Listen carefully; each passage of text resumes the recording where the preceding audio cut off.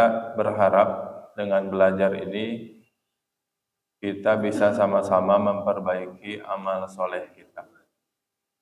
Kita bisa sama-sama memperbaiki kualitas ibadah kita, kualitas ketaatan kita, dan mengubah sedikit demi sedikit cara berpikir kita yang keliru, ya, mengokohkan cara berpikir kita, cara pandangan kita di dalam kita beragama.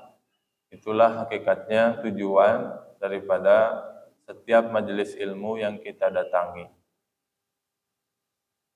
Jadi meskipun kita bukan ulama, meskipun kita bukan ustadz, bukan penyampai dalam bidang agama, maka sungguhnya kita tidak terhalang daripada untuk terus sama-sama belajar, karena ada satu tujuan kita bersama yang sama-sama wajib untuk kita gapai, yakni ahsanu amala.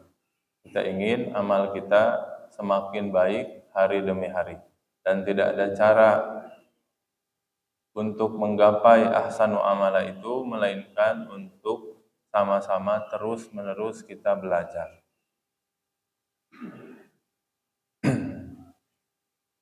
Begitupun tentang ilmu hadis, dasar-dasar ilmu hadis, ya, yang kita atau yang saya harapkan bukan sepenuhnya paham 100% tentang ilmu hadis, karena ini ranahnya para ulama, ranahnya fardu kifayah kalau secara hukum.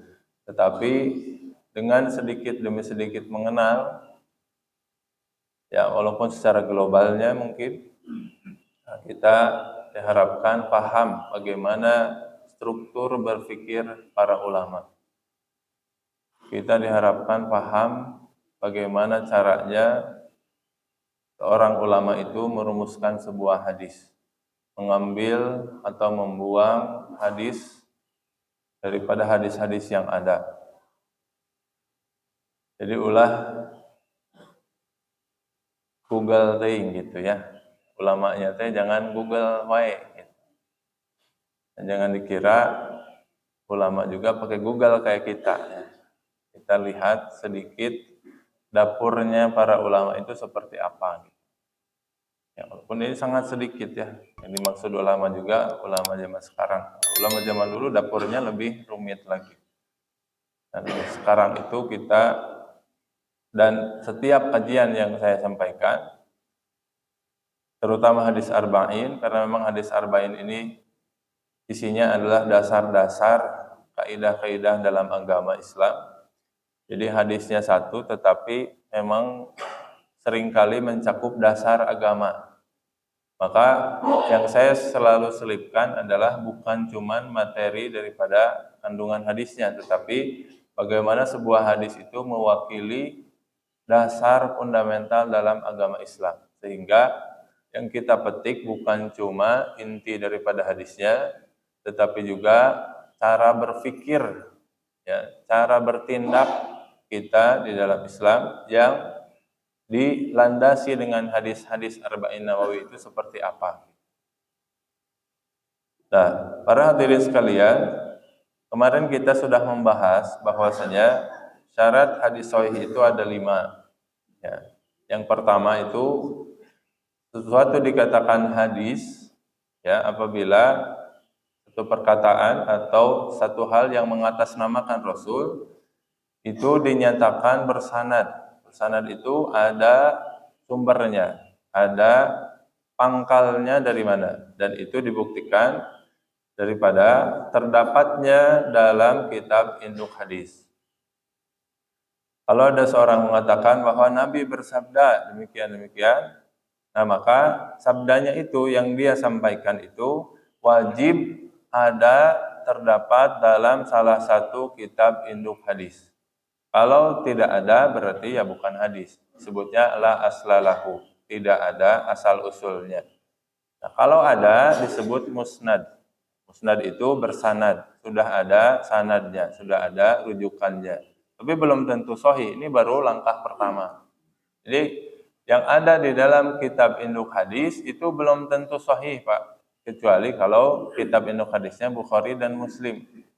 Yaitu sudah dibuktikan masalahnya kalau itu oleh para ulama terdahulu bahwa semua hadisnya sahih, terutama hadis Bukhari. Tapi kalau Bapak buka kitab Sunan Tirmizi, ya, hadis-hadis yang diriwayatkan oleh Imam Tirmizi, nah itu belum tentu semuanya sahih. Kenapa? Emang Imam Tirmizi nggak tahu hadisnya dhaif, kenapa masih dibawakan? Nah, itu ada fikihnya tersendiri. Bukan nggak tahu, tapi sengaja memang. Beliau juga tahu itu hadisnya lemah, tapi kenapa masih ditulis? Karena memang hadis yang lemah itu berpotensi menjadi naik, menjadi hasan li ghairihi kalau ternyata ada riwayat yang lainnya. Pak Imam Tirmizi kasarnya ini memang dhaif, tapi beliau cantumkan kalau ada orang lain yang meriwayatkan hadis yang sama dengan jalur yang lain menjadi penguat, maka hadisnya menjadi naik gitu. Jadi hasan li ghairihi. Dan bukan berarti Imam Tirmizi itu kalah sama Imam Bukhari, Pak. Ini harus dipahami struktur berpikirnya. Kitab hadis riwayat Bukhari, kitab hadis Sahih Bukhari menjadi kitab yang paling sahih setelah Al-Quran. Tapi bukan berarti Imam Bukhari itu lebih hebat daripada imam hadis yang lain. Itu hanya metode pengumpulan hadis saja. Memang Imam Bukhari sengaja hanya mengumpulkan hadis yang sahih di antara hadis-hadis yang beliau sudah hafalkan, di antara hadis yang beliau sudah kumpulkan. Sementara imam yang lain seperti Imam Tirmizi, Nasai, Abu Daud bukan tidak bisa aja hanya ngumpulin hadis sahih saja sama kayak Imam Bukhari. Tetapi hasilnya bakal sama aja nanti. Hadisnya bakal eta-eta kene gitu. Ya, kalau Imam Tirmizi mengatakan, Imam Tirmizi sama muridnya Imam Bukhari juga. Imam Tirmizi bertekad ngumpulin hadis sahih aja, maka hadisnya itu bakal sama dengan isinya dengan hadis Bukhari gitu. Makanya beliau mengambil cara yang berbeda, yaitu mengumpulkan hadis yang meskipun tidak sesahih syarat hadis-hadis yang ada di kitab Bukhari. Jadi Imam Bukhari itu ya bukan berarti tidak hebat ya, tapi maksud saya yaitu hanya urutan kitab hadis saja. Ya, tapi bukan berarti urutan orangnya gitu. Ya, kalau orangnya mah kalau alam boleh jadi Imam Tirmizi itu lebih hebat misalkan dari Imam Bukhari. Yaitu perlu pembuktian, caranya bukan dengan cara dilihat kitab induk hadisnya, bukan. Itu harus ada ilmu lagi untuk membuktikan hal itu. Nah, intinya sebuah hadis itu harus bersanad, ya, harus dikatakan bersanad sehingga disebut sebuah hadis. Nah, pembuktian hadis itu bersanad nanti kita lihat caranya seperti apa. Nah, namun kita harus tahu dulu urgensi sanad dalam sebuah hadis. Ya, Imam Bukhari mengatakan dan ini imam yang lain juga mengatakan hal yang sama. Fal isnadu min ahammi ma ya'tani bihi talibul ilmi. Bahwasanya sanad hadis itu adalah sesuatu bagian yang sangat penting yang harus diperhatikan oleh seorang yang mencari ilmu, sama seperti kita yang mencari ilmu. Itu harus memperhatikan tentang masalah sanad ini. Ya, zaman para sahabat itu kalau ada sahabat yang mengatakan Nabi bersabda A kepada sahabat yang lain, maka sahabat yang lain itu langsung nerima, Pak. Nah, yang namanya sahabat mah kabehanana saroleh, nggak perlu dibuktikan. Mungkin nggak bohong gitu. Ya, misalkan Anas bin Malik bilang kepada sahabat yang lain, pada Abu Dzar, saya mendengar Rasulullah bersabda. Itu Abu Dzar itu nggak akan klarifikasi, pasti langsung dipercaya, langsung diterima. Karena sesama sahabat. Tapi ketika sahabat berganti masa kepada tabi'in, pada tabi'ut tabi'in, maka disitulah ternyata banyak muncul orang yang memanfaatkan. Jadi nginjem ngaran Rasul gitu, yang nggak bohong. Bikinlah hadis palsu. Saya mendengar Nabi bersabda A, B, C, D. Ya, maka disitulah ada ungkapan para ulama, sammulana rijalakum. Kalau ada orang yang mengatasnamakan Nabi, mulailah di zaman tabi'un tabi'in, mereka mengatakan, mana sanadnya? Nah, disitulah muncul istilah sanad. Di zaman sahabat tuh nggak ada sanad, nggak ada istilah sama sekali.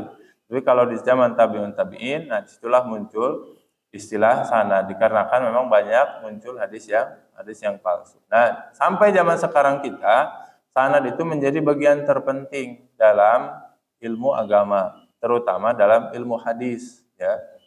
Jadi jangan sampai orang mengatakan hadis A, B, C, D langsung diterima padahal ternyata tidak ada sumbernya. Wa huwa minad din, dan sanad itu bagian daripada agama. Walau lal isnadu laqala man syaa ma syaa. Kalau tidak ada sanad, seorang itu bisa berkata semau mereka.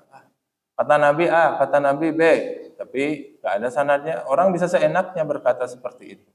Wa masalul ladzi yatlubu amra dinihi bila isnad kama salil ladzi yartaqi as-satha bila sulam.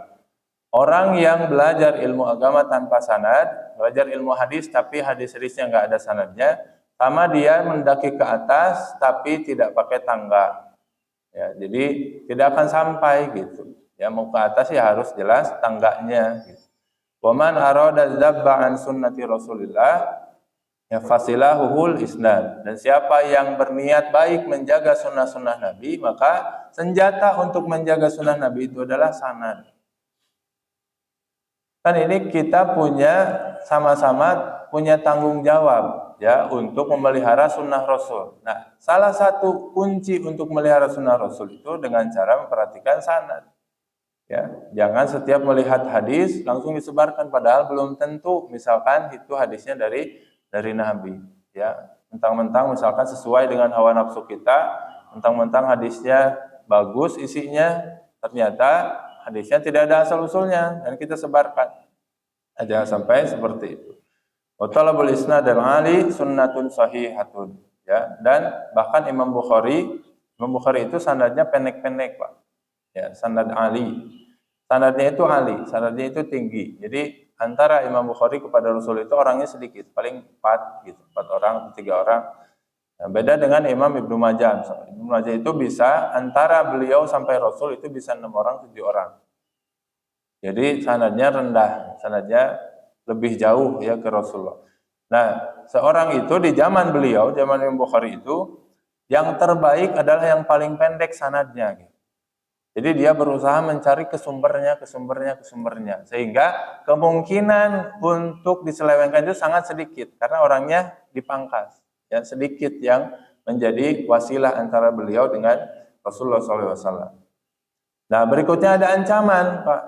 Ya, kata Nabi SAW, man kadzaba alayya muta'ammidan falyatabawwa maq'adahu minan nar. Ini yang wajib untuk kita pegang, ya. Bahwasanya Nabi mengatakan, siapa yang berdusta mengatasnamakan diriku dengan sengaja, maka hendaklah dia menyiapkan tempat duduknya di dalam api neraka. Nah, Ibu teh dah melihat hadisnya bagus. Ya, tentang nisfu Sya'ban, ngajak salat, ya tengah malam nisfu Sya'ban. Pahalana iya cenah mah ieu hadis di-share we. Nah, itu teh kata Rasul hendaklah tempat duduknya di neraka disiapkan gitu. Beda ini hadisnya bagus cenah niatnya, enggak ada urusan mau bagus, mau buruk, mau kepentingan pribadi, mau kepentingan umum sama. Kalau hadisnya palsu mengatasnamakan Nabi, salah sama kata Rasulullah, ya hendaklah dia menyiapkan tempat duduknya di api neraka. Bahkan di hadis yang lain, keduanya ini Nabi mengatakan, man hadatsa bi hadisin wa huwa yara annahu kadzib fa huwa ahadul kadzibain. Siapa yang berkata tentang sebuah hadis, ya mengatasnamakan Rasul, yang dia tahu bahwa hadisnya ada kemungkinan palsu, ada kemungkinan, Pak. Ya, belum tentu palsu, tapi ada kemungkinan palsu, tapi dia masih ceritakan hadis itu. Maka dia adalah salah satu daripada orang yang memasukkan hadisnya. Karena hadisnya palsu, dia sampaikan, ya. Tapi bukan dalam rangka mengajarkan bahwa itu palsu. Dia berdakwah misalkan dengan hadis itu, dan hadisnya palsu. Maka dia sama dengan pembohong yang membuat hadis itu. Ya, maka berat, Pak. Ya, saya juga setelah belajar ini ilmu hadis terutama tentang ancaman-ancaman ini jadi lebih hati-hati. Ya, kalau mungkin orang yang hanya semangat dakwah, ya terus misalkan dikasih forum untuk berkhutbah atau ceramah, oh iya hadisnya bagus nih, menarik jamaah, ambil. Ini hadisnya bagus, menarik jamaah, ambil, sampaikan. Ternyata palsu misalkan. Ya, tenyaho hadisnya salah, bukan dari Nabi. Tapi dia sampaikan itu qala Rasulullah misalnya. Ya, maka itu yang diancam. Hati-hati. Dan pada hakikatnya Islam ini tidak membutuhkan tambahan gitu. Tidak membutuhkan karangan kita. Ya, cukup kita pakai hadis yang sahih, ya, cukup kita pakai hadis yang hasan, yang makbul, yang bisa diterima untuk berdakwah, untuk menasehati orang, untuk sebagai landasan dalam kita beragama itu sudah cukup. Ya, walaupun nanti para ulama kalau doibnya ringan, lemahnya ringan, dan itu sangat benar-benar harus teliti mana yang doibnya ringan, mana yang doibnya parah. Ini doibnya ringan itu masih bisa dipakai dalam beberapa hal. Ya, contoh dalam ilmu sirah, ya, dalam sirah Nabawi terkadang mengenai waktu, mengenai tempat, mengenai nama orang itu hadisnya doib kebanyakan. Ya, bahkan kebanyakan banyak yang doib, tapi dalam sirah itu masih dipakai karena tidak menjadi syariat. Gitu. Itu hanya melengkapi sirah saja. Ya, contohnya lagi misalkan dalam keutamaan amal. Keutamaan amal juga ini khilaf ulama, ada yang mengatakan boleh dipakai hadis dhaif. Itu pun kalau tidak ada lagi, ya. Kalau masih ada hadis sahih ya ngapain? Kita sampaikan keutamaan amal dari hadis-hadis yang dhaif. Apalagi sampai dibukukan dalam satu buku kebanyakan hadisnya dhaif. Nah, itu mah udah nggak boleh. Ya, itu hanya sebagai pelengkap saja. Ya, amalannya sudah ditopang dengan hadis yang sahih. Nah, ini ada sedikit motivasi meskipun hadisnya dhaif, tapi disampaikan itu masih diperbolehkan. Itu pun kalau dhaifnya tidak terlalu parah. Artinya dhaif yang parah itu yang seperti apa? Yang misalkan kalau ada salah satu perawinya yang tukang bohong, pendusta. Tapi kalau perawinya pelupa, tapi jujur, itu dhaifnya lemah, ringan. Itu masih boleh disampaikan. Nah, pada hakikatnya mengatasnamakan Nabi itu berarti membuat syariat yang baru. Dan ini kenapa sebabnya hadis palsu kalau disampaikan itu dosa besar? Karena menyampaikan hadis, padahal itu bukan hadis, sama dengan kita yang membuat syariatnya. Dan wewenang kita apa untuk membuat syariat? Kita mah hanya orang biasa, ya bukan Nabi. Ya, kan ada yang ngaku Nabi orang Garut, Pak. Kemarin-kemarin saya. Kita makan nggak ada yang ngaku Nabi. Nah, tapi boleh jadi perilakunya ini hati-hati. Mungkin kita nggak ada yang ngaku Nabi, tapi perilakunya kadang-kadang ya jika Nabi, ya hadis yang palsunya disampaikan. Gitu. Nah, jangan sampai seperti itu. Allah Subhanahu Wa Taala mengatakan, wala taqulu lima tasifu alsinatukumul kadzib. Janganlah kita mengatakan, ya mensifati satu hal ini baik, ini buruk, hadza halal, hadza haram. Ini halal, ini haram, ya. Litaftaru 'ala Allahil kadzib. Dan hal demikian itu sama dengan berbohong kepada Allah Subhanahu wa taala, mengatasnamakan Allah Subhanahu wa taala. Ya waliyadzubillah. Nah, supaya kita terhindar daripada ancaman seperti ini, maka setidaknya harus ada pembuktian, ya. Langkah pembuktian bersanadnya sebuah hadis, ya, bisa merujuk kepada 9 kitab ini, Pak. Ya, yang pertama ada 6 kitab ini, sebutnya kutubu sittah, kitab yang 6. Kutub itu kitab-kitab, sittah itu 6. Ada Sahih Bukhari, ya, isinya kurang lebih 7.000-an hadis, Pak. Ya, Sahih Bukhari itu. Sahih Muslim sama sekitar 7.000 lebih. Ya, kemudian Abu Daud, ya, Abu Daud lebih sedikit, cuma 3.000 sekian, hampir 4.000. Kemudian An-Nasa'i, ya, An-Nasa'i 5.000-an, 5.000 sekitar 5.500, 5.700. Ibnu Majah ya, sekitar 4.000 hadis. Musnad Ahmad. Nah, ini yang 6 ini, Sahih Bukhari, Sahih Muslim, Abu Daud, Tirmidzi, Nasai, Ibnu Majah itu disebut 6 kitab induk utama ya dalam kita mencari hadis. Kalau tidak ada di sini sudah patut dicurigai ini hadisnya kemungkinannya palsu. Tapi harus dicari lagi di kitab yang lain. Ya, di antaranya adalah 3 yang lainnya. Ada Al-Musnad, Musnad Imam Ahmad bin Hambal. Dan Imam Ahmad ini hadisnya lebih banyak, 27.000 hadis. Banyak belasan jilidnya juga. Jadi berapa kali hadis Bukhari? Ini lebih banyak ya. Kemudian ada kitab Muwatta Malik, Imam Malik. Ini sebetulnya kitab fikih, Pak. Ya, bukan kitab induk hadis. Tapi di dalam kitab Muwatta Malik ini tersimpan banyak hadis yang sudah ada sanadnya. Jadi bisa dijadikan rujukan. Kemudian ada Rimi, kemudian ada lagi Al-Baihaqi, Sunanul Kubra Al-Baihaqi. Nah, jadi 10 sebetulnya. Tapi yang sering disebutkan para ulama ini 9. Nah, dalam 9 ini beda-beda coraknya, Pak. Kalau yang 6 ini, ya, Sahih Bukhari, Muslim, Abu Daud, Tirmidzi, Nasa'i, Ibnu Majah, maka ini tuh biasanya disusun berdasarkan bab fikih. Bapak kalau kita bab hadis Bukhari itu dimulai dari bab taharah, ya, badul wahyu sebetulnya awalnya tentang permulaan wahyu. Tapi setelahnya pakai urutan kitab fikih. Jadi tentang wudu, tentang sholat gitu dan seterusnya.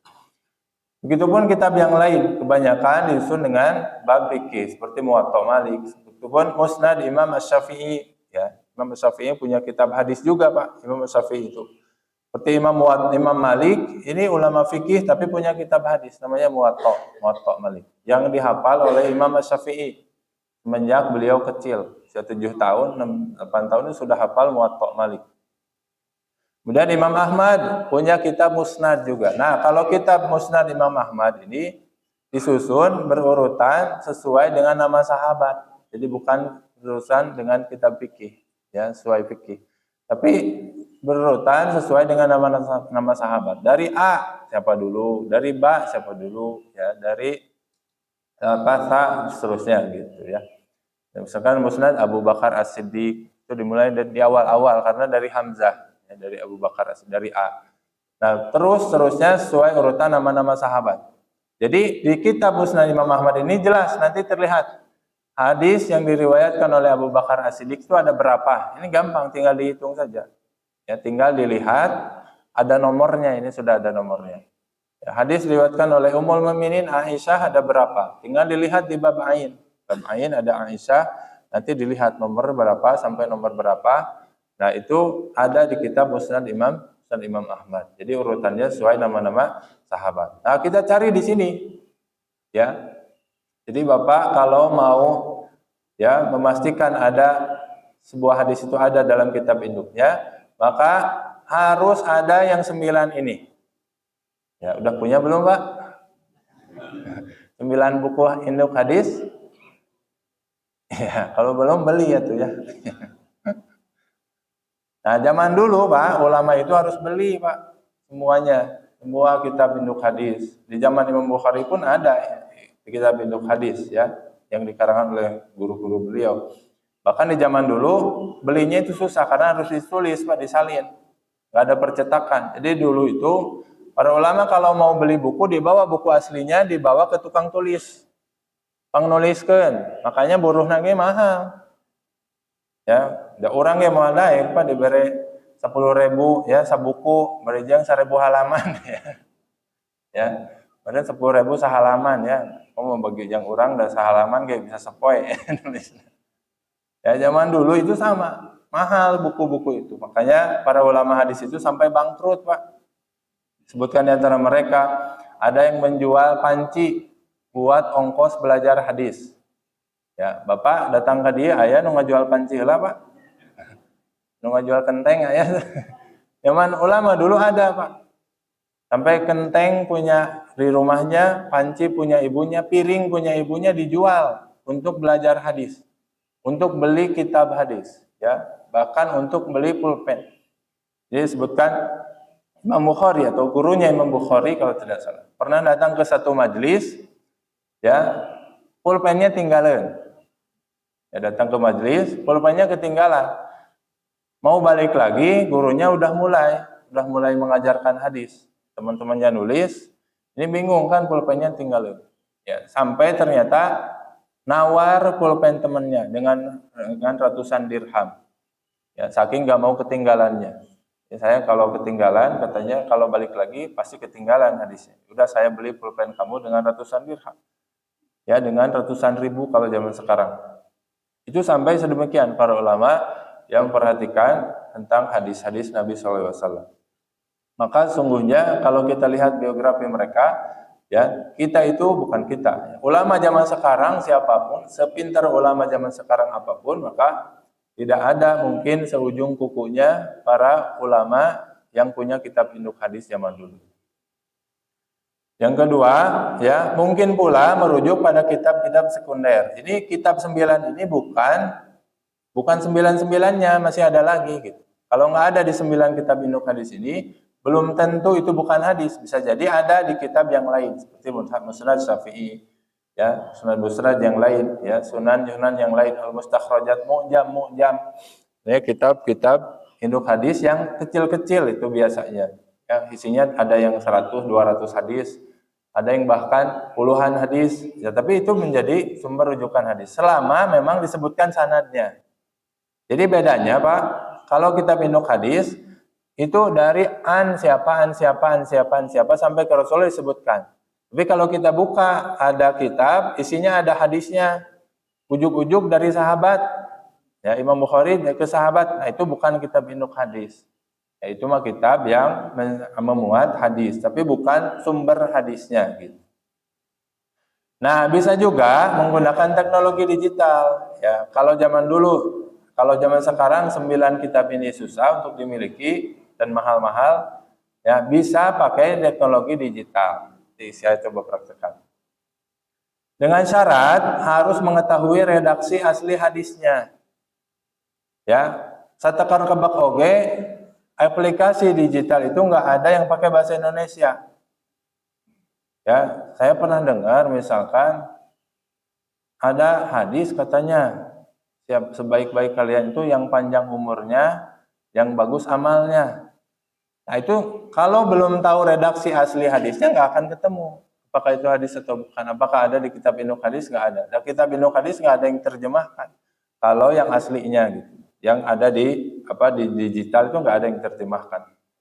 Jadi kita harus tahu dulu redaksi aslinya. Itu juga. Jadi teknologi pun ada ilmunya gitu. Ya sekarang sudah dipermudah dengan teknologi, tapi tetap ada ilmunya juga. Ya nggak bisa seenaknya. Kemudian menginput dengan penulisan yang tepat.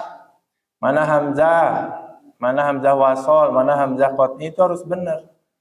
Kalau hamzahnya harokatnya kasroh ditulisnya di atas ya. Kalau hamzahnya domah, sebelumnya domah, hamzahnya sukun, maka ditulis di atas wawu. Maka penulisannya harus tepat. Salah satu huruf yang nggak akan muncul. Ya, jangan sampai kita nginput, oh ini bukan hadis, dicari-cari nggak ada. Ternyata kitanya yang salah ngetik. Ya itu juga jadi masalah, ya nggak bisa. Nah, prosesnya adalah kalau sudah di input hadisnya yang ingin kita cari, kita harus mentakhrij. Nah, takhrij itu artinya apa? Dikumpulkan. Kita nyari yang tadi, kita nyari misalkan ini. Rasulullah itu pas sholat jenazah salamnya sekali atau 2 kali. Ini pernah saya teliti. Rasulullah itu pas sholat jenazah salamnya sekali atau 2 kali. Nah, yang jawabnya sekali. Ya, itu memang kebanyakan hadis itu mengatakan cuma sekali kalau sholat jenazah. Ya. Nah, itu pernah saya cari ya dengan clue misalkan tasliman wahidatan atau alal jenazah, ya kepada jenazah beliau salam 1 kali. Ternyata setelah ditelusuri ada 10 hadis misalkan. Nah, 10-10-nya itu harus disalin. Disalin dulu, kemudian diteliti satu-satu orang-orangnya. Ya dengan cara dibikin pohon nanti orangnya. Ya supaya ketahuan gitu. Begitupun yang salam 2 kali atau yang tidak disebutkan salamnya sekali atau 2 kalinya itu juga harus teliti. Nah, nanti baru setelah dikeluarkan semuanya baru kita adukan gitu. Ya, diadukan mana yang lebih berpotensi mendekati kebenaran gitu. Jadi nggak bisa cuma satu, Pak. Karena menentukan hadis ini diterima atau tidak itu terkadang didukung oleh hadis yang lain. Mungkin di kitab ini mah dhaif. Tapi di kitab yang lain ada yang berkualitas sanadnya yang bagus, maka menjadi bisa dipakai yang dhaif ini. Maka nggak bisa cukup satu. Harus banyak, harus semuanya kita ambil ya. Nah, nanti dibuatkan pohon sanad seperti ini. Ya. Misalkan kita cari, nah ini saya praktekkan ya. Ini kemudahan zaman sekarang ya. Nah ini namanya Al-Maktabah Syamilah. Zaman sekarang mencari hadis itu cukup dicari seperti ini. Kita cukup contreng. Nah, ini kitab-kitab induk hadis, kitab-kitab kutubus sunnah. Nah kita contreng seperti ini. Oh belum muncul ya?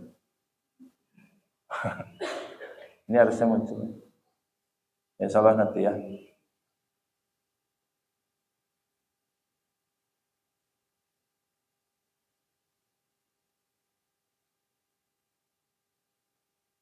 Harus saya tutup.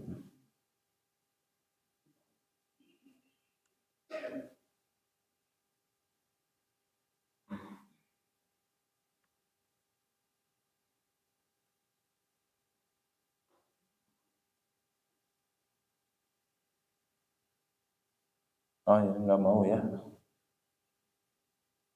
Nah, sebetulnya nanti gampang ya, cukup dicontek, dicari-cari, nanti ada kolom tentang kita memasukkan clue-nya seperti apa. Nah, nanti kita muncul, ya, nanti akan muncul hadisnya itu ada di kitab Induk Kemana, bunyinya seperti apa, riwayatnya dari siapa saja. Nah, setelah itu kita dapat hadisnya, baru kita kumpulkan gitu. Ya. Ini kalau di kelas ini enak prakteknya. Nah, nanti pada akhirnya setelah dikumpulkan itu, kita harus buatkan pohon seperti ini, Pak. Nah, ini sebutnya pohon sanad, ya. Lihat. Ini yang bawah ini adalah mukharrij disebutnya, orang yang mengeluarkan hadis, ya. Ini kitabnya disebut Muntakhab. Kitab Muntakhab di Al-Baihaqi ya kalau tidak salah. Atau Broni ya, atau Broni. Kemudian Al-Mujamul Awsat. Ini kitab-kitab Al-Baihaqi. Nah, nanti ini sumber kitabnya, kemudian ini sanadnya. Ya, ternyata misalkan Al-Baihaqi itu meriwayatkan dari sepulan sampai kepada sahabat Urwah, ya, kemudian kepada Aisyah, kepada Rasulullah. Nah, begitupun di hadis yang lain ternyata Ibnu Majah juga meriwayatkan hadis ini. Cuman sahabatnya sama tapi tabiinnya beda. Di sahabat ke bawahnya ada tabiin. Nah, terus ini kita kumpulkan. Dan memang meneliti sanad itu harus sabar, Pak. Orang gampang jengkel mah udah apa belit ya. Tiga bola kusut ya harus diurai satu-satu. Ya. Ini udah dibantu dengan teknologi saja harus sabar apalagi kalau ya cari manual ke kitabnya ya. Cari manual kitabnya lebih susah lagi. Ya, kemudian ada di Musnad Ahmad. Ternyata Musnad Ahmad itu ya orangnya berbeda tapi kesananya sama. Nah, ini nanti kalau ada titik temu di sini ya, titik temunya antara Imam Ibnu Majah dengan Musnad Ahmad dengan Imam Ahmad sama-sama ketemu di Ismail ya, Ibnu Abbas, Ibnu Ayyash. Maka ini disebut madarnya. Nah, nanti yang kita teliti orangnya itu adalah yang menjadi titik temunya ini. Dan ditelitinya ini dari sini, bukan dari sahabat. Jadi sahabat mah nggak usah diteliti apa bagus atau tidaknya orangnya, karena udah pasti kalau sahabat. Nah, dari bawahnya nanti, ya. Kalau Hisam bin Urwah, ya ini jangan diteliti dulu, tapi yang menjadi titik temu di sini. Ya, ternyata Ismail bin Ayyash ini misalkan jujur. Nah, ternyata di hadis yang lain, yang sebaliknya ada sahabat atau ada apa tabiut tabiin misalkan yang tidak kredibel, maka nanti bisa dikomparasikan. Akhirnya muncullah kesimpulan hadis yang ini diambil, hadis yang ini tidak diambil, seperti itu. Ya, jadi dibuatkan sanadnya yang seperti ini supaya mempermudah kita meneliti hadisnya. Nah, kurang lebih seperti itu Pak caranya. Ya, nanti kita praktekkan tentang mencari hadis orang-orang ini, apa kredibilitas orang-orang ini. Dan kalimat apa saja yang dipakai para ulama. Ini para ulama ketika memvonis seseorang itu hadisnya bisa diambil atau tidak, ini banyak unik-unik kalimatnya. Terkadang mereka mengatakan misalkan orang ini Amirul Mukminin fil hadis, pemimpin dalam ilmu hadis. Berarti itu sudah kalibernya tidak diragukan lagi. Terkadang disebutkan hanya sikoh saja, bisa dipercaya. Terkadang hanya disebutkan ya lumayan orangnya, artinya hasan nanti. Jadi ada kategorinya. Nah, itu yang bisa kita bahas di pertemuan tentang ilmu hadis ini. Sekarang kita bahas tentang hadis yang ke-13, ya, hadis arba'in.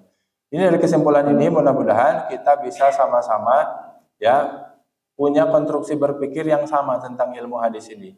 Bahwasanya orang itu tidak sembarangan mempergunakan hadis Nabi SAW. Itu ada ilmunya, ada kriterianya, ada caranya seperti apa. Tidak boleh sembarangan mengutarakan sebuah hadis. Nah, kemudian hadis yang ke-13 yang kita akan bahas seperti sekarang adalah tentang mencintai sesama muslim, ya, saling mencintai sama muslim. Kita akan ambil beberapa poin yang paling utama dalam hadis ini. Hadis ini diriwayatkan oleh sahabat An Abi Hamzah, Anas bin Malik. Anas bin Malik ini punya kunyah namanya Abu Hamzah.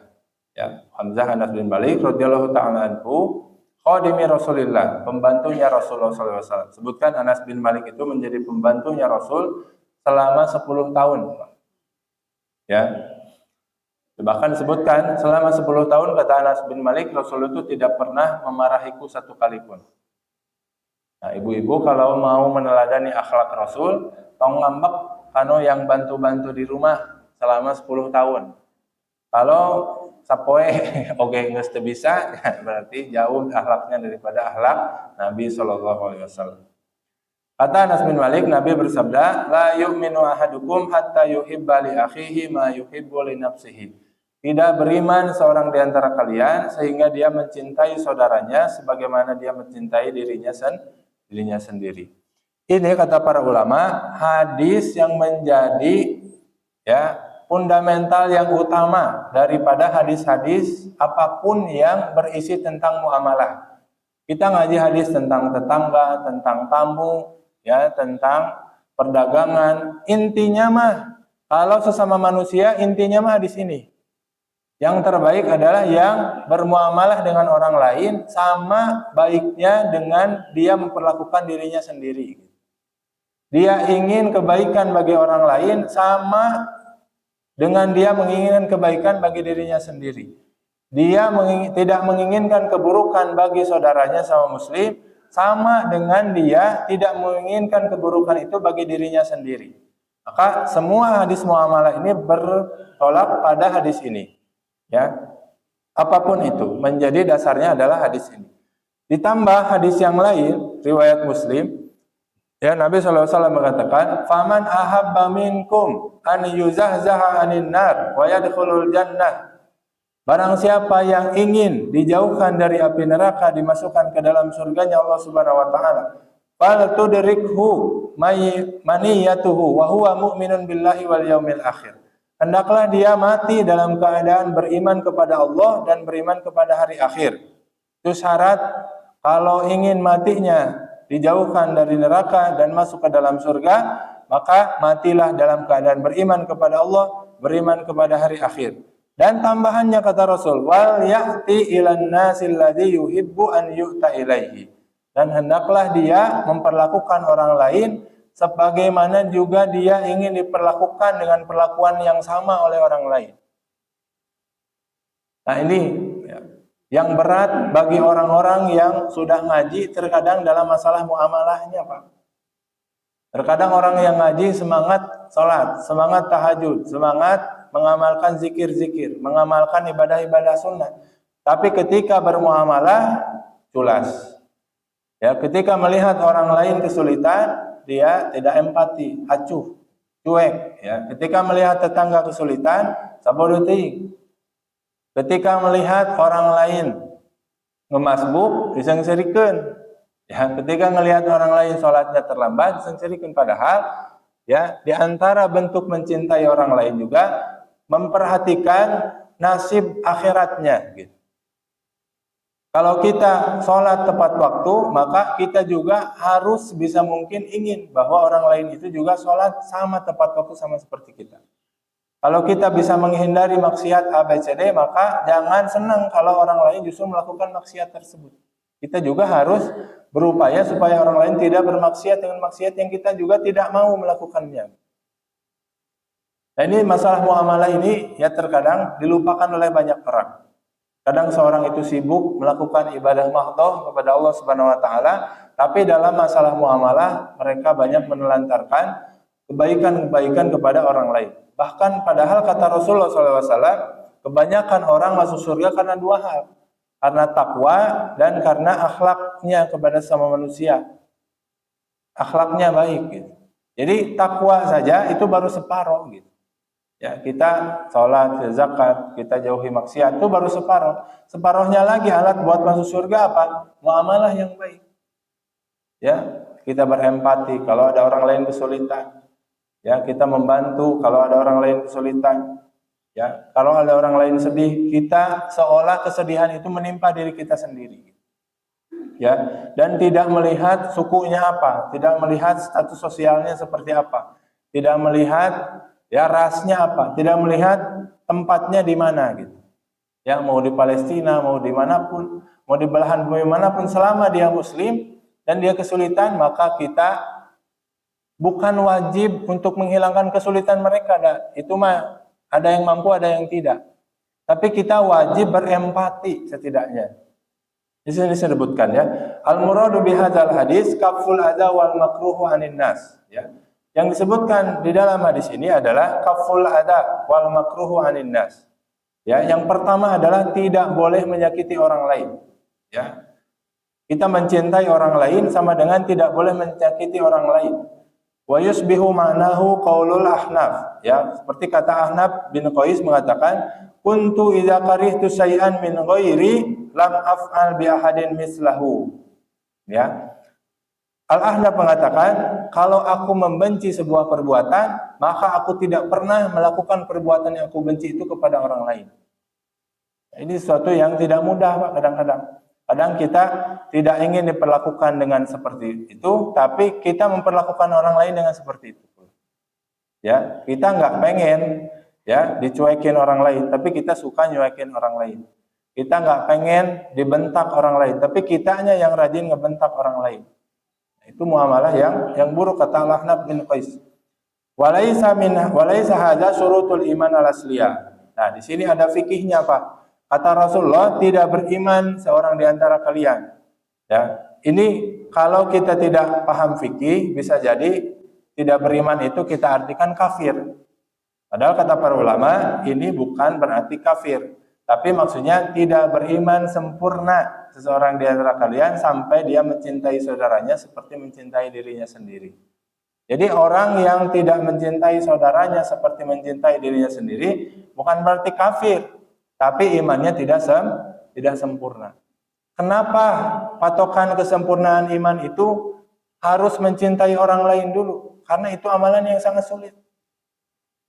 Ya, makanya Rasulullah menjanjikan sempurna imannya kalau seorang bisa mencintai orang lain sebagaimana dia mencintai dirinya sendiri. Bukan berarti harus ngasih ke orang lain sama dengan ngasih ke diri sendiri, bukan. Ya, kita beli baju baru, harganya 300.000. Ini ngasih ke orang lain juga harus sama 300.000 juga. Ya, belum tentu, bukan seperti itu. Pas umroh, ibu-ibu belanja gamis 300.000. Oh, berarti oleh-oleh oge harus 300.000 uang bajunya, belum tentu, bukan seperti itu. Ya, tapi artinya secara global kita menghendaki kebaikan bagi orang lain. Ya, kita menghendaki kebaikan bagi orang lain sama dengan kehendak kita kebaikan untuk diri kita sendiri. Kalau kita mampu berangkat umroh, berangkat haji, maka kita pengen orang lain juga sama seperti itu. Kalau kita dapat nikmat sehat, maka orang lain juga kita harapkan dapat nikmat sehat dari Allah Subhanahu wa taala. Nah, ini yang susah, Pak. Terkadang kan kita justru bangga kalau kita melakukan satu hal yang orang lain belum bisa. Dan kita jadi hilang kebanggaan kalau orang lain bisa ngelakuin hal yang sama seperti kita. Ya. Kalau orang bisa haji, sa-RW belum haji, orang unggul lo haji. Orang pangbanggana. Ketika ada orang lain yang sama haji dengan kita, ya mulai kita dengki. Nah, itu yang disebutkan imannya tidak sempurna, kata Rasulullah. Kalau orang lain berbuat baik, kita juga dengki. Ya. Kalau dengki itu kan apa, Pak? Suka melihat orang susah dan susah melihat orang senang. Ya, kalau kita masih ada mental seperti itu, maka tidak sempurnalah iman kita di hadapan Allah Subhanahu wa taala. Ya. Bukan berarti harus sama 100%. Karena di zaman sahabat pun, ya, Abu Bakar As-Siddiq dengan Umar bin Khattab itu lomba-lombaan dalam amal soleh itu. Tapi tidak ada di antara mereka yang saling sikut gitu. Jadi berlomba ingin lebih amalnya daripada orang lain itu boleh. Tapi bukan berarti menjadi hasad kalau orang lain amalnya sama dengan kita. Justru kita harus memotivasi orang lain juga supaya ya sama amalannya dengan kita. Ya, mari kita juga meningkatkan amalan kita. Itu kurang lebih globalnya secara hadis ini. Ada pelajaran yang kita bisa petik daripada hadis ini. Yang pertama, tentang sabda Nabi tadi, tidak beriman seorang di antara kalian, ya artinya tidak beriman sempurna. Nah, terkadang bentuk teks dalil dalam Al-Quran dan hadis itu bersifat mufassar, bersifat harus dijelaskan, tidak bisa ditelan bulat-bulat. Ada teks dalam Al-Quran yang bisa kita langsung ambil, oh ini haram, oh ini halal, ya, oh ini dibenci. Itu mungkin bisa kita lihat secara kasat mata. Tapi ada juga yang membutuhkan penjelasan. Kita harus lihat terjemahnya, kita harus lihat ta'liknya, catatan kakinya, harus lihat tafsirnya, harus lihat penjelasan para ulama sebelum kita menyimpulkannya. Itu disebut mufassar. Ya perlu penafsiran gitu. Contohnya, ini saya bawakan contoh. Kata Allah Subhanahu wa taala, "Wa may yaqtul mu'minan muta'ammidan fajazaohu jahannam khalidan fiha wa ghadiballahu 'alaihi wa la'anahu wa a'adda lahu 'adzaban azima." Wa may yaqtul mu'minan, ini dalam surat An-Nisa Allah mengatakan, siapa yang membunuh seorang mukmin dengan sengaja, fajazaohu jahannam, maka balasannya adalah neraka jahanam. Ini kuncinya. Khalidan fiha, dia kekal di dalamnya. Wa ghadiballahu alaihi, Allah murka kepadanya, Allah melaknatnya, Allah menyiapkan baginya azab yang sangat pedih. Nah, sekarang kita lihat di sini ada khalidan fiha. Orang yang membunuh seorang mukmin dengan sengaja, dia itu kekal di dalam api neraka. Pertanyaannya, dosa yang membuat kekal dalam api neraka itu apa, Pak? Syirik. Membunuh termasuk atau tidak? Tidak, tapi kenapa Allah jelaskan di sini orang yang bunuh mukmin dengan sengaja itu di neraka khalidan fiha, kekal di dalamnya. Berarti kekal dong. Kekal apa artinya? Selama-lamanya. Berarti syirik dan membunuh itu sama-sama kekal dong. Nah, di sini kita melihat ayat ini tidak sama dengan ayat yang lain. Ayat ini membutuhkan penafsiran. Ternyata kalau kita lihat tafsir, maksud khalidan fiha di sini adalah al-khuludu biwaqtin tawilin. Dia bukan kekal selama-lamanya, tapi sangat lama di dalam api neraka. Tidak kekal. Karena kalimat khalidan fiha itu ya kekal kalau untuk pembuat dosa syirik. Tapi untuk selain syirik, ya berdasarkan hadis-hadis yang lain, berdasarkan ayat-ayat yang lain, bahwasanya yang kekal itu hanya orang yang berbuat dosa syirik, mati dalam keadaan dosa tersebut, itu kekal. Selain dosa itu tidak kekal. Maka kekal di dalam ayat ini harus mufassar, harus dijelaskan. Dan dijelaskan oleh para ulama dalam tafsir-tafsir mereka, maksudnya khalidan fiha ini adalah waktu yang sangat lama. Jadi tidak selama-lamanya, tapi tetap sangat lama. Sampai saking lamanya seolah dia kekal dalam api neraka. Gitu. Kalau orang yang membunuh seorang mukmin dengan sengaja. Nah, maksud saya dalam memahami teks Quran, teks hadis juga terkadang ada ayat-ayat yang harus mau tidak mau kita menjelaskan atau memahaminya dengan penjelasan para ulama. Ya, tidak boleh kita menyimpulkan langsung gitu. Ya, setidaknya baca catatan para ulama, ya tafsirnya para ulama supaya konstruksinya tidak bentrok. Coba kalau kita sebut kekal, karena kan ayatnya kekal. Terus ditanyakan kekal yang kekal itu cuma dosa syirik. Nah, bingung lagi kan kita. Ternyata kalau melihat penafsiran para ulama ada titik temunya. Nah, coba perhatikan dua ayat berikut ini. Seolah ayat ini berlawanan. Yang pertama kata Allah, "Innallaha la yaghfiru an yushraka bihi wa yaghfiru ma duna dzalika liman yasha." Allah itu tidak mengampuni dosa syirik dan mengampuni dosa selainnya. Wa may yusyrik billahi faqad iftara isman azim. Siapa yang berbuat syirik kepada Allah, maka dia telah berbuat dosa yang sangat besar. Jadi disebutkan dalam ayat surat An-Nisa ini, Allah tidak mengampuni dosa syirik. Sekarang lihat ayat berikutnya, ya dalam surat Az-Zumar. Kata Allah, "Qul ya ibadiyalladzina asrafu ala anfusihim, la taqnatu min rahmatillah, innallaha yaghfiru dzunuba jami'a. Wahai hamba-hambaku, kata Allah, yang melampaui batas kepada dirinya, la taqnatu min rahmatillah. Janganlah kalian berputus asa dari rahmat Allah. Sungguhnya Allah mengampuni semua dosa. Dari semua dosa termasuk syirik ya? Termasuk kan semua. Tapi di ayat ini Allah tidak mengampuni dosa syirik. Nah, ayat ini kan seolah dua ayat ini berlawanan. Nah, disinilah mau nggak mau kita harus melihat tafsir para ulama gitu. Jadi konstruksi berpikirnya adalah seperti itu. Tidak boleh satu ayat disimpulkan gitu. Mau tidak mau, memang ada ayat-ayat yang harus dikomparasikan dengan ayat yang lain supaya tidak berbenturan maknanya. Supaya ketemu titik tengahnya, titik temunya. Nah, terus gimana menyikapi dua ayat ini yang berbeda? Nah, kata Ibnu Qayyim mengatakan, ayat di surat Az-Zumar ini, ya, bahwasanya Allah mengampuni semua dosa dan kita tidak boleh berputus asa dari rahmat Allah, itu Allah sedang berbicara kepada orang-orang yang bertaubat. Jadi bagi orang yang taubat mah, mau dia taubat dari dosa membunuh, dari dosa berzina, dari dosa syirik sekalipun, kalau dia tobat bakal diampuni. Terus ini gimana Pak Ustadz? Yang tidak mengampuni dosa syirik. Nah, ini maksudnya orang yang mati dalam keadaan syirik, itu Allah tidak mengampuni dosanya. Jadi keburu mati sebelum tobat padahal berbuat dosa syirik. Itu yang tidak diampuni. Di situ baru mulai ketemu titik temunya gitu. Bahwasanya bagi orang yang tobat pakai ayat ini yang Az-Zumar yang sebelah kanan. Bahwasanya Allah mengampuni semua dosa.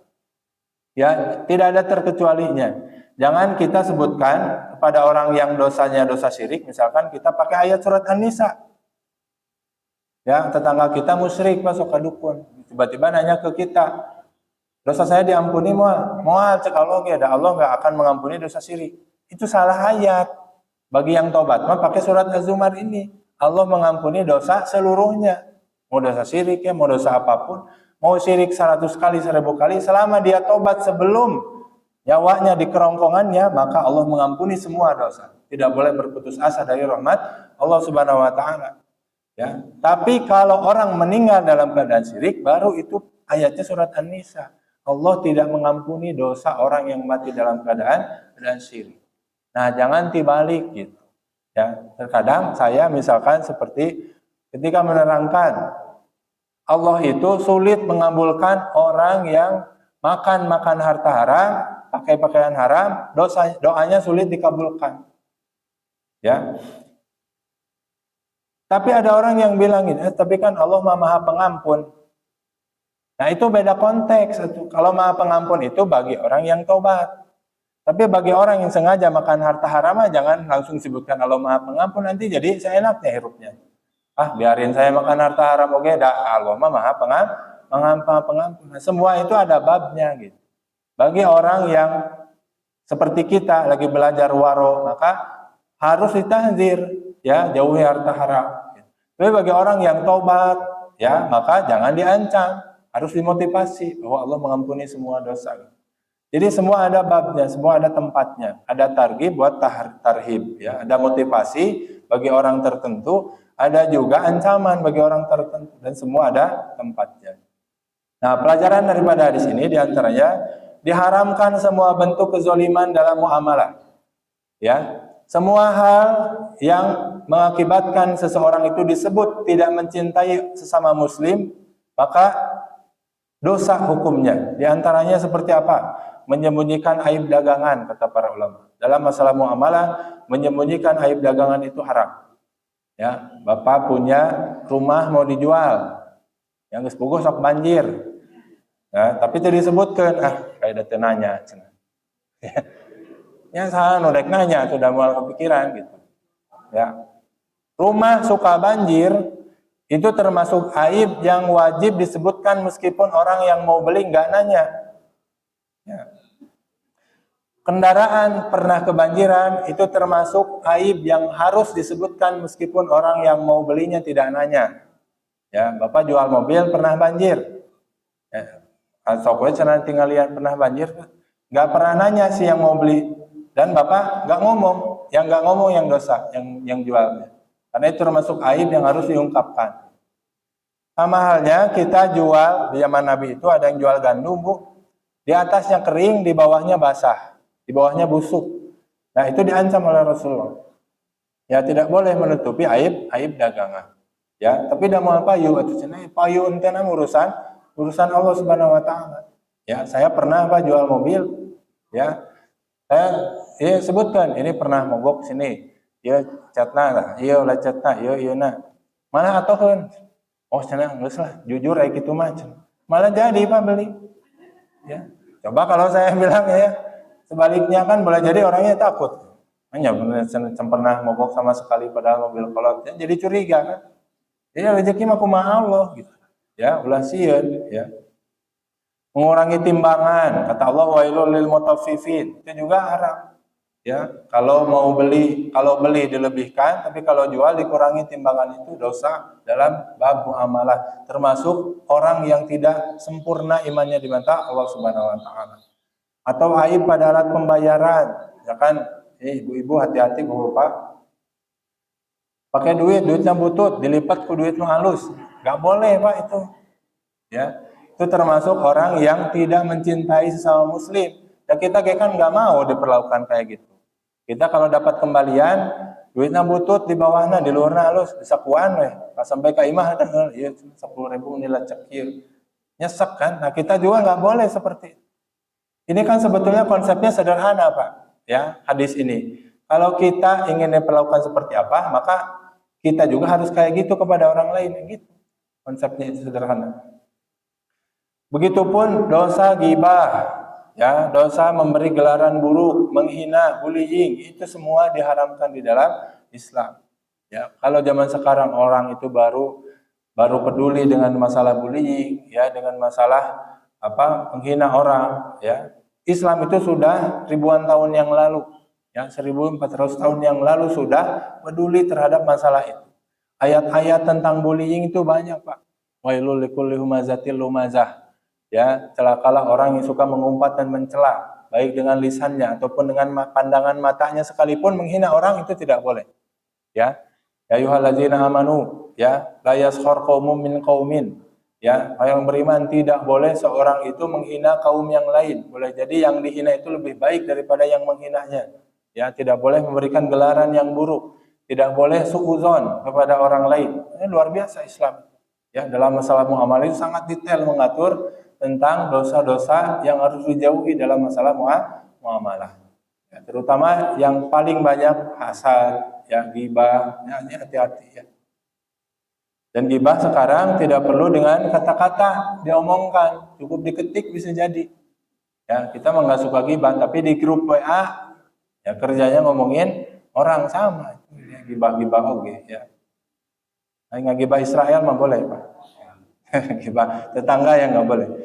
Nah intinya semua perbuatan zalim di atas itu, ya, semua perbuatan zalim yang ini, baik dalam perdagangan, ya, baik dalam muamalah. Kenapa disebut dosa? Karena dengan seorang melakukan itu, maka tidak sempurna imannya, ya. Telah berbuat dosa lah dia, dan dia disebut tidak mencintai orang lain sebagaimana mencintai dirinya sendiri. Yang terakhir. Nah, setelah menjauhi dosa-dosa dalam muamalah, maka level kedua, ya, dalam hadis ini yang bisa kita ambil pelajaran adalah termasuk kesempurnaan iman, ya, dalam merasa berempati pada penderitaan orang lain, ya. Maaf di Palestina misalkan, ya, meskipun jauh, ya, meskipun bukan saudara kita, ya, jauh daripada nasabnya dengan kita, tapi sesama muslim, dan kita lihat penderitaannya, lihat mereka ditindas, ya, lihat langsung dengan video-video yang zaman sekarang sudah mudah diakses, maka wajib kita berempati, ya. Sekali lagi, ini bukan wajib menghilangkan penderitaan mereka, yaitu ada yang mampu, ada yang tidak, gitu, sesuai dengan kapasitas masing-masing. Ya. Kalau kepala negara cuman berempati, ya itu dosa, karena dia mampu berbuat lebih. Ya. Tapi kalau kita berempati, kita berdoa, ya, kita menyumbang, itu sudah cukup. Karena itulah yang bisa kita lakukan. Gitu. Jadi setiap orang kepedulian kepada orang lainnya itu sesuai dengan kapasitas masing-masing. Ya. Nah, intinya orang itu sempurna imannya ketika bisa mencintai sama muslim. Ya. Mohon maaf ini dalam kajian seperti ini kita ketemu seminggu sekali, ya. Jangan sampai tidak saling kenal gitu. Ya, dalam satu majelis ta'lim. Jangan sampai ketemu di luar itu acuh gitu. Jangan sampai ketemu di luar cuek, gak saling tanya.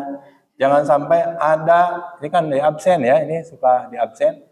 Nah, absen ini fungsinya apa Pak? Fungsinya kalau ada yang gak hadir, itu harus ditanyain. Misalkan biasanya hadir, checklist. Nanti mah absen itu jangan ditulis nama, tapi sudah di print. Yang sudah namanya ada terus, diketik, di print, tinggal checklist. Ternyata misalkan udah sebulan gak ada checklistnya padahal biasanya ada. Nah itu tanggung jawab kita semua cari rumahnya di mana. Tengok siapa tahu sedang sakit. Ya jangan sampai kita ketemu dalam pengajian tapi pelebah sakit gak ada yang peduli. Ya, pelebah susah gak ada yang nengokin gitu. Ya, kita ketemu dalam sholat berjamaah tapi pas sakit gak ada yang peduli. Ya, bayangkan perasaannya seperti apa. Ya, ini pernah kejadian tetangga saya Pak, sholat berjamaah rajin. Pas sakit ternyata nggak ada yang nengokin satupun. Udah sebulan sakit parah. Yang nengokin cuman bapak saya satu-satunya. Kata bapak saya di masjid ada yang nengok, boboraah, ngomong juga cina pas pengajian, halus kata-kata pas orang gering, nu peduli. Nah jangan sampai seperti itu Pak. Ya. Kita dalam mengaji ini dituntut untuk memperbaiki amal, ya. Dan salah satu amal yang harus kita perbaiki adalah amalan sesama hamba Allah Subhanahu wa taala. Kita harus lebih peduli lagi kepada sama yang ngaji. Mohon maaf, misalkan kalau bisa di sini dibuat grup WA, ya. Kalau ada yang penting, misalkan ada di antara kita yang gak punya pekerjaan, ya itu kalau bisa dibantu. Ini guru saya pernah bilang, ya, salah satu bentuk pertolongan dalam bab muamalah yang terbaik adalah memberikan pekerjaan. Itu lebih baik daripada memberikan uang. Kalau orang nggak punya duit, dikasih beras cuma sekali. Tapi kalau orang nggak punya pekerjaan, dikasih pekerjaan, dia bisa menghidupi keluarganya dalam jangka yang panjang. Ya, siapa tahu kan dalam majelis seperti ini ada yang butuh pegawai. Sebetulnya ada juga butuh pekerjaan. Kan nggak usah nyari yang jauh-jauh. Kan enak. Kita butuh karyawan, ternyata ada dari yang kalangan yang suka ngaji. Itu kan interviewnya lebih cepat nanti. Oh emang rajin sholat subuh, ya. Lebih gampang nanti. Nah jangan sampai ya dalam masalah muamalah kita tidak peduli terhadap hal-hal yang kecil seperti itu. Ya padahal kita ketemu seminggu sekali. Ini luar biasa Pak. Forum seperti ini seminggu sekali. Ada berapa ratus orang ini? 100 ada lebih mungkin ya. 100 orang lebih Pak, mungkin bisa 200 orang. Kalau dimanfaatkan semaksimal mungkin seperti tadi, ada yang butuh pekerjaan ya di forum ini, ya mereka curhat. Ada yang butuh jodoh misalkan. Ya, udah 10 tahun menduda, ya. Diem ya, cicing ngomong-ngomong. Ternyata di belakang juga ada ibu-ibu yang 5 tahun sudah menjanda. Ya, kan kalau tidak ada komunikasi ini nggak akan ketemu ya. Maka harus ada forumnya, harus ada komunikasinya. Ya kan baik kan halal Pak ya. Yang menjodohkan 2 orang itu dapat pahala, besar pahalanya. Nah, itu termasuk maksud saya bentuk-bentuk pertolongan dalam bab muamalah, ya, menjodohkan orang, ya, memberikan pekerjaan, berikan lapangan kerja, nengok orang yang sedang sakit, ya, nengok orang yang sedang kesulitan. Kalau di absen ternyata orang ini nggak ada terus ditanyakan, ya jangan cuma di absen doang. Absen itu kan fungsinya supaya tahu kalau tidak hadir. Rasulullah SAW ketika sholat fardu pas zikir ngadepnya kemana Pak? Pas ngimamin, kemudian zikir ngadepnya ke makmum, ke penontonnya. Padahal hukum asal ketika berdoa berzikir itu lebih afdal menghadap kiblat. Tapi kenapa sampai membelakangi kiblat? Tujuannya apa? Absen wajahnya. Oh sih ada, ini ada. Pelebah ada yang sakit, yang nggak ada langsung beliau tanyakan. Ya, Satu kali ditanyakan nggak ada, oh mungkin lagi sakit, kebelet mungkin, sehingga sholatnya terlambat. Satu hari nggak ada, ditanya ke rumahnya, didatangin ke rumahnya. Nah itu muamalah yang baik, itu pemimpin yang baik. Jangan sampai ngadep ke belakang, seminggu nggak ada, ya diantep gitu. Ya, pas pelebah panggil deui, "Ini bapak kemana wae?" Boga aing teh gering. Cek sih, nah teu ngomong atuh cenah. Ya. Manya urang nu geuring kudu ngomong atuh. Mane nu kudu nanyakeun gitu ya. Nah, jangan sampai seperti itu. Ya namanya muamalah apalagi sama muslim, sesama orang yang ngaji harus lebih peka, lebih sensitif ya, terutama dalam masalah-masalah yang ya berupa duka cita gitu ya, sakit atau ditinggal orang yang meninggal ya. Ini luar biasanya Islam, sehari 5 kali harus ketemu Pak. Di agama yang lain itu nggak ada Pak, silaturahim sehari 5 kali nggak ada. Coba Bapak masuk ke agama lain, cobaan kena sok. Gak usah cobaan masuk Pak, tanyain aja misalkan ya. Nggak ada Pak silaturahim, paling Kristen berapa kali seminggu? Seminggu sekali ya, kita mah sehari 5 kali. Coba bayangin silaturahim seperti apa. Harus sedekat apa kita disuruh oleh Allah Subhanahu wa taala ya. Sehingga kita itu ya mustahil sebetulnya atau buruk kategorinya kalau tidak peduli satu sama lain. Padahal sudah disetting sedemikian rupa, ada forum silaturahim sehari 5 kali. Minimal pas Jumatan ya, seminggu sekali ya. Dan ada forum-forum yang lain yang wajib kita berkumpul seperti sholat Id. Sholat Jumat kan nggak boleh kita sendirian, wajib kita berjamaah. Ada sholat-sholat yang wajib berjamaah, ya. Kan disitulah kita wajib bermuamalah. Kita wajib melihat orang lain, mengenal orang lain, sehingga akhirnya muncul bahwasanya kita mencintai orang lain, mencintai sama Muslim, sama dengan mencintai diri kita sendiri. Kita peduli kepada orang lain, ya, sama dengan pedulinya kepada diri kita sendiri. Wallahu ta'ala alam bisawab. Maaf Pak Haji, saya kembalikan kepada DKM. Baik, mungkin ada beberapa pertanyaan. Mungkin saya sampaikan. Ini salah satu mengamalkan yang tadi kita menggunakan orang lain. Dalam konteks sekarang itu pada saat kita ingin memilih seorang pemimpin, kita ingin yang kita pilih adalah orang-orang yang baik. Tapi kita tahu bahwa ada orang-orang yang baik itu aneh. Kita ingin memberitahu dan dia dasarnya begini. Apa kita diperkenankan memberikan informasi supaya kita jangan memilih yang salah? Ini kita diperkenankan. Ya, jazakumullahu khairan. Kata Rasulullah SAW, man satara musliman satarahullahu lahu fid dunya wal akhirah. Siapa yang menutup aib seorang muslim, maka Allah akan menutup aibnya di dunia dan di akhirat. Berarti wajib bagi kita menutup aib saudara kita sesama muslim. Imam Nawawi mengatakan boleh sesekali aib itu diumbar, disebutkan kepada orang lain kalau ada kepentingannya. Kepentingannya gini, si A misalkan kita tahu akhlaknya, tapi si A ini akhlaknya hubungannya dengan diri sendiri aja, itu nggak merugikan orang lain, maka wajib kita tutupi. Kalau bisa kita nasihati, kalau bisa kita ajak ngobrol berdua. Tapi kalau si A ini misalkan aibnya berpotensi merugikan si B, si A ini tiba-tiba datang ke si B dan kita tahu si A ini misalkan sok pinjam duit tara mayar. Ayo gitu Pak ya. Si A ini pernah pinjam duit ke kita dan nggak pernah mayar, meskipun kita tagih. Satu waktu si A ini dekat sama si B. Nah, kita kasihan sama si B ini. Kita bilang ke si B itu, hati-hati kalau muamalah keuangan dengan si A, karena kurang bisa dipercaya. Itu boleh. Tapi ulah ditambahan. Misalkan saya tambah ada pemajikan lagi gitu. Kemudian saya mau kawin deui sini. Terus we ditambahan. Cukup yang berhubungan saja. Cukup yang kontekstual saja. Jangan ditambah-tambahin yang tidak penting gitu ya.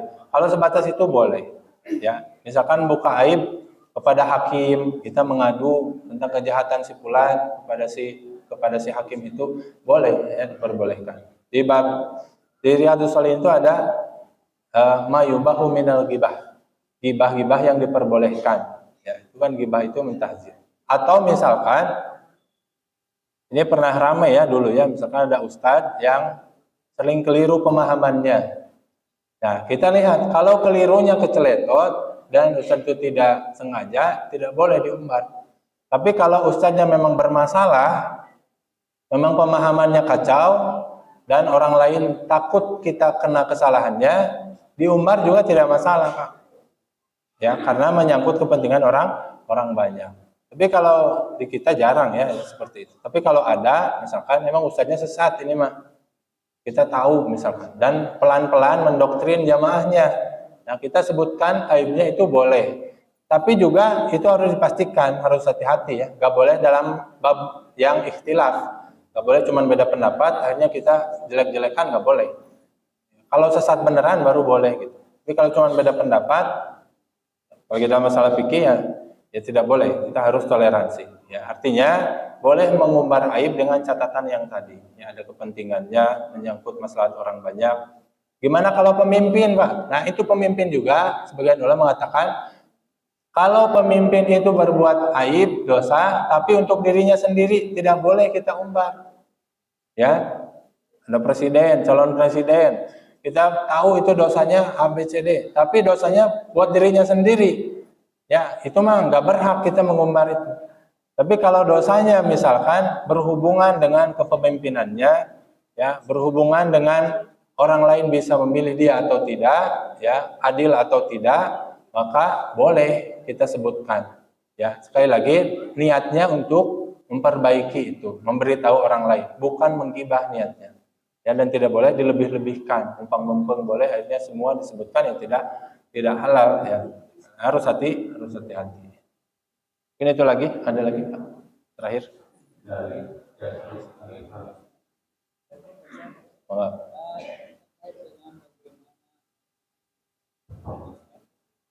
Saya itu sangat tertarik dengan salah satu pola atau pendapat dengan hadis ya Abu Hurairah ini ya.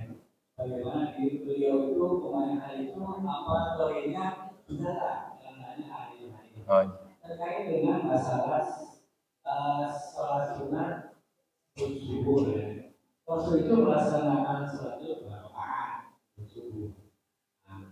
Sedangkan kalau di wilayah kan kita kita rumah ya tidak 10 menit. Nah, ketika kita datang pas setelah adzan, kita hanya melaksanakan doa sebagaimana apa yang disabdakan Rasul dan kita mengikuti satu pola pemikiran Abu Dawud atau begitu. Nah, ada yang mengatakan itu kan Rasul itu ketika melaksanakan doa itu ketika dimasukkan ke masjid karena Rasul itu rumahnya itu masjid. Jadi rumah itu sholat dulu, pembeliannya. Ya, masuk masjid sholat lagi, gitu kan? Dari pemahaman kalau kita menganut kepada pola pikir Abu Dawud dari itu, kita tidak perlu menanyakan bahwa itu waktu itu sholat di rumahnya, itu kemudian sholat di masjid itu. Makanya saya itu beranggapan bahwa untuk datang ke masjid ketika telah dikumandangkan dan tidak hanya saja Qobliyah. apa kayak masjid atau ada penjelasan pada kasih tentu. Ya, jazakumullah khairan. Sebetulnya ya berbeda antara memahami ilmu hadis dengan mengamalkan hadis. Nanti ada fikih hadisnya. Seperti tadi saya sebutkan, hadis ini bisa diterima. Ya, nanti pengamalannya juga ada lagi namanya fikih hadis. Siapa tahu nanti ada hadis pendukung. Seperti ini misalkan. Hadis yang menyatakan Nabi menyuruh orang sahabat yang menyentuh kemaluannya untuk berwudu itu sahih. Sahih hadisnya. Rasulullah man massa zakarahu falyatawadda. Siapa yang menyentuh kemaluannya hendaklah dia berwudu. Tapi hadis juga ketika sahabat bertanya, ya Rasulullah, saya menyentuh kemaluan saya, apakah saya harus berwudu? Kata Rasulullah, kemaluan kamu itu bagian dari tubuh kamu. sama saja. Kamu menyentuh kemaluan, menyentuh kuping, menyentuh hidung, sama bagian tubuh juga. Maka tidak perlu berwudu. Itu dua-duanya sahih hadisnya. Nah, di situ perlu fikih hadis disebutnya. Bagaimana mengkomparasikan dua hadis yang bertentangan. Jadi sebetulnya nanti ada usul lagi gitu untuk memahami itu. Nah, namun setahu saya sebetulnya kalau kita masuk ke masjid dan ada sholat yang bisa kita kerjakan sudah masuk waktunya, maka kita tidak perlu tahiyatul masjid sebetulnya. Jadi cukup sholat yang bersangkutan. Ini bukan masalah berapa rakaatnya. Misalkan masuk ke masjid jam 10 pagi, ya 10 pagi mau sholat duha, ya, sholat duha langsung boleh, nggak apa-apa. Tapi masuk ke masjid mau pengajian. Nah, daripada langsung duduk, jadi sunahkan tahiyatul masjid dulu 2 rakaat. Kalau tidak sholat duha. Tapi kalau ada sholat duha yang mau dituju, maka sholat duha cukup, tidak perlu tahiyatul masjid.